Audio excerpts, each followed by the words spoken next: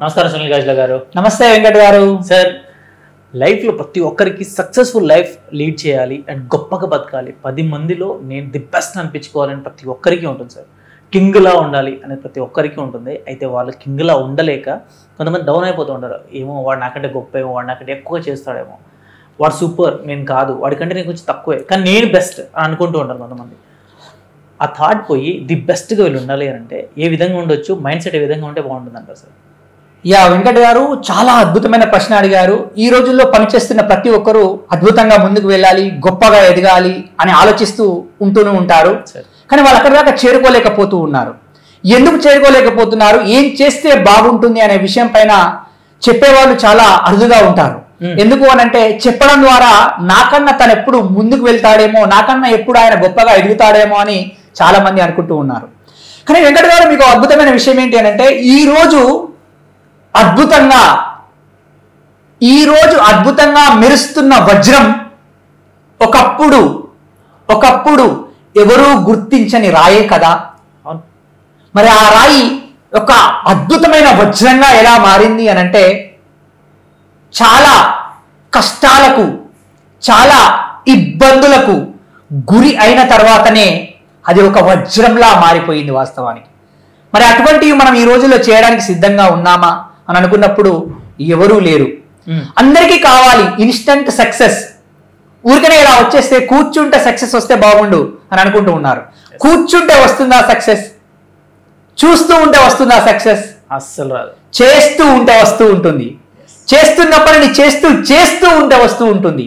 కాబట్టి చేస్తూ ముందుకు వెళ్తున్న క్రమంలో ఒక కింగ్ లాగా మనం ఎదగాలి అని అంటే ఏం చేస్తే బాగుంటుంది అని అనుకున్నప్పుడు, పూర్వం కాలంలో రాజులు గొప్పగా ఎదగాలి అని అంటే రాజ్యాలపై దండెత్తి ఆ రాజులని సంహరించి ఆ రాజ్యాధికారాన్ని చేజిక్కించుకొని ఒక గొప్ప రాజుగా ఎదిగేవారు.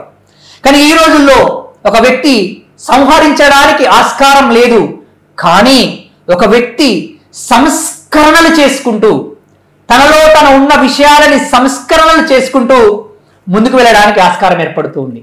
మరి ఎటువంటి సంస్కరణలు చేయాలి అని ఒక్కసారి ఆలోచించినప్పుడు, పామన్నాక బుస కొట్టాలి, లేకపోతే అది బ్రతకదు. ఓకే.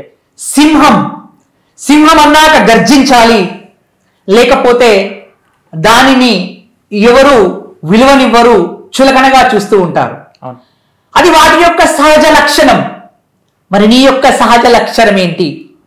ఆ లక్షణం ఏంటో తెలుసుకొని ఆ లక్షణాలని సంస్కరించుకుంటూ ముందుకు వెళ్ళే ప్రయత్నం చేయాలి. మరి మనం చూసుకున్నట్టయితే ఈరోజు కింగ్ అనే పదం అనుకున్నామే సార్, KING. ఈ 4 అక్షరాల పదంలో 2 నీతో ఉండాలి, 2 నీలో ఉండకూడదు. అదేంటండి, నాతో ఉండాల్సినవేంటి, నాతో ఉండకూడనివి ఏంటి అని అనుకున్నప్పుడు, నిజంగా వెంకట్ గారు, మనం ఎంత గొప్ప వాళ్ళమో, మనం ఎంత మంచి వాళ్ళమో మనకు మాత్రమే తెలుసు. అవును, రెండూ తెలుసు సార్. మనం ఎంత మూర్ఖులమో అనే విషయము మనకే తెలుసు. మనం ఒప్పుకోకపోయినా అది మనకు తెలుసు. ఎస్, సమాజానికి ఏం తెలియదు. కాబట్టి నీలో ఉండాల్సినవి ఏంటి, నీలో ఉండకూడనివేంటి, నీలో ఉన్న లక్షణాలేంటి, నువ్వు సంస్కరించుకునే విషయాలేంటి అనే విషయాలను తెలుసుకోగలగాలి. ఈ కేఫర్ ఇది ఉండకూడదు. నువ్వు పనిలో ముందుకు వెళ్ళాలన్నా, నీ ఇంట్లో నువ్వు ఒక గొప్ప వ్యక్తిగా ఎదగాలన్నా, నువ్వు చుట్టుపక్కల వాళ్ళకి ఒక మార్గదర్శిగా ఉండాలి అన్నా ఈ కే అనేది ఉండకూడదు. ఈ కే అంటే ఏంటి అని అంటే కోపం. ఓకే.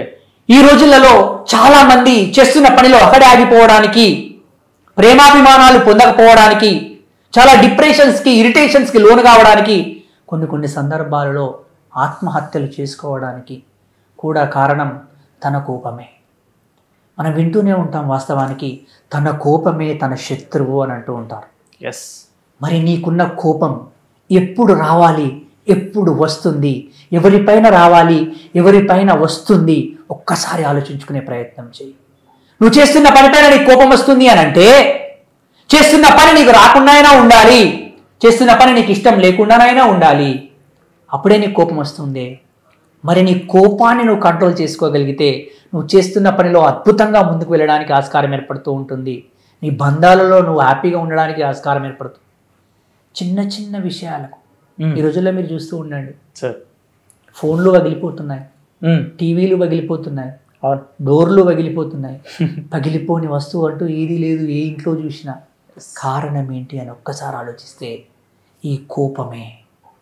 కాబట్టి ఈ కోపం లేకుండా ఉండే ప్రయత్నం చేస్తే నువ్వు చాలా విషయాలు నేర్చుకొని ముందుకెళ్ళడానికి ఆస్కారం ఏర్పడుతూ ఉంది.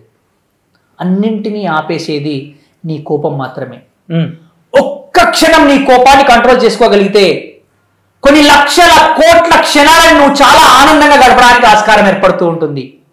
ఆ ఒక్క క్షణం నువ్వు కోప్పడితే నీ జీవితాంతం నువ్వు ఇబ్బంది పడడానికి ఆస్కారం ఏర్పడుతూ ఉంటుంది. ఇవన్నీ తెలివయామనుకోనంటే తెలుసు, కానీ మనం వాటిని కంట్రోల్ చేసుకోలేకపోతున్నాం. తప్పదు. ఈ రోజుల్లో ఎవరిపైన కోప్పడినా మనకే ఇబ్బంది అవుతూ ఉంటుంది. కాబట్టి కోపం లేకుండా ఉండే ప్రయత్నం చేయి.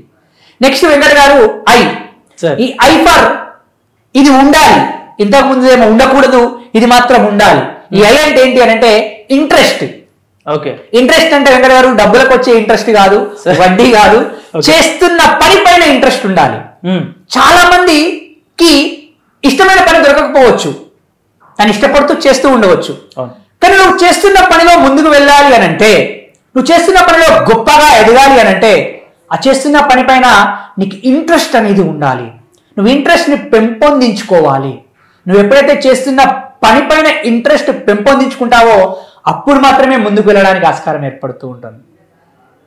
ఇంకో విషయం ఏంటంటే, ఏదైనా పని రాగానే, పని దొరకగానే డబ్బులు వస్తూ ఉంటాయి. డబ్బులు రాగానే మనమందరం ఆ గుడికి వెళ్దాము, మసీదుకి వెళ్దాము, చర్చికి వెళ్దాము, పూజలు చేద్దాము, పుణ్యాలు చేద్దాము అని ఆలోచిస్తూ ఉంటాం. వాస్తవానికి పుణ్యాలు చేస్తూ ఉంటే మనం ముందుకు వెళ్తామా అని అంటే ఎప్పుడూ ముందుకు వెళ్ళలేము. వెళ్ళొచ్చేమో, కానీ నీకు విషయం చెప్తాను. ఏ పుణ్యం చేసినా ఏ పుణ్యం చేయకపోయినా నువ్వు చేస్తున్న పనిలో నైపుణ్యాలను పెంపొందించుకునే ప్రయత్నం చేస్తే ఆటోమేటిక్గా నువ్వు అద్భుతంగా ముందుకు వెళ్ళడానికి ఆస్కారం ఏర్పడుతూ ఉంటుంది. డెఫినెట్గా. కాబట్టి నువ్వు చేసిన పని పైన ఇంట్రెస్ట్ గా ఉండే ప్రయత్నం చేయి. Next N for negative. ఎంతసేపు ఈ నెగిటివ్ మైండ్ సెట్ తోటే ఉండిపోతూ ఉంటాం మనం. నేను చేయలేను, నాతోటి కాదు, నేను ఇంతే, నా బ్రతికింతే, నా జీవితం ఇంతే అని ఆలోచిస్తూ ఉంటాము. ఎంతసేపు నువ్వు ఆలోచిస్తూ ఉంటే నువ్వు అక్కడే ఆగిపోవడానికి ఆస్కారం ఏర్పడుతూ ఉంటుంది. ఎందుకు కారు లేదని బాధపడుతున్నావు? కాళ్ళు ఉన్నాయి కదా నీకు. కాళ్ళు లేని వాళ్ళు చాలా మంది ఉన్నారే.